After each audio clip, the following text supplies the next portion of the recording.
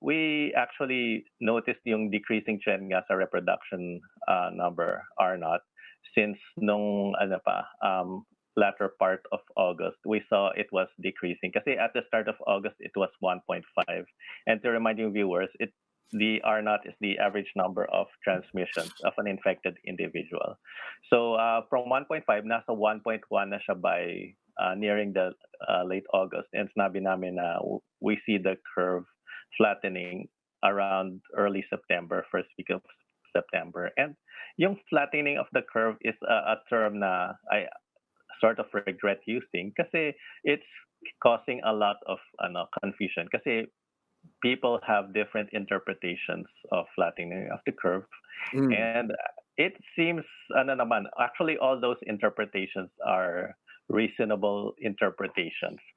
So ang ginagamit namin na interpretation is, well, yung first interpretation is slowing down the pandemic. Ito yung the globally accepted interpretation. So as long as you have interventions that slow down the pandemic, you're in a sense flattening the curve from a steeper curve, nagiging mas flat yung hill mo, mas mababa yung peak niya. And the goal of this is for healthcare to catch up to the pandemic.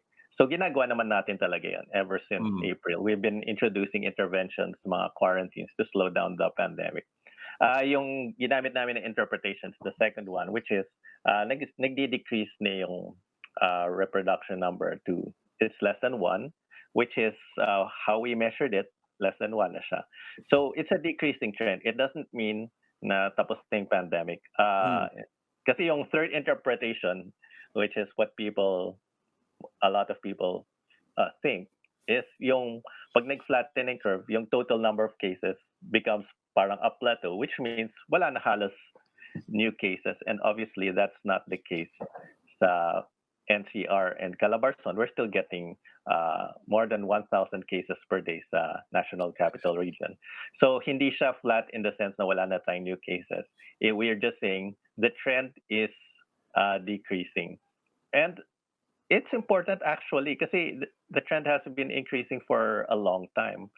It's been frustrating for us kasi yung mga interventions natin don't seem to be working, or maybe some are working and some are not. Pero the transmissions have been increasing pa rin.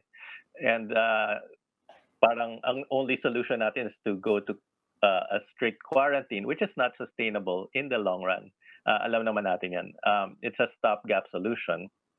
Yes, it does work in reducing transmissions, decreasing the trend, pero it's not a long-term solution. We can't have a 6-month, strict quarantine. So we have to loosen it up at some point. It's not sustainable economically, and I mean for the government, for everything. So what is working is important, and right now because of a decreasing trend in NCR, and this decreasing trend is real naman. The government sees this, the DOH sees this, the other research bodies see this, na kumukonting number of new cases. So per day, yung average number of cases per day, kumukonting. And we haven't seen that kind of decrease. And what that means is maybe something we're doing is finally right. So after months of frustration, now we can't seem to be going anywhere. Parang ngayon, we're in the right direction. And I think we have to call that trend.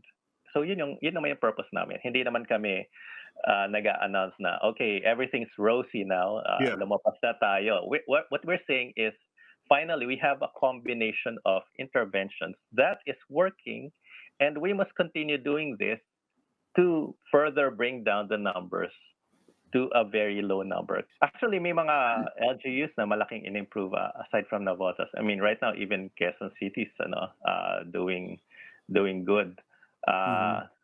So yes, we can find certain LGUs, but we can't say which interventions specifically are working. Siguro nakikita lang natin yung end result lang niya, yung itong combination is working. Obviously, it's we need some major interventions sa Bacolod because yes, kausap yung previous guest niya, yung mayor.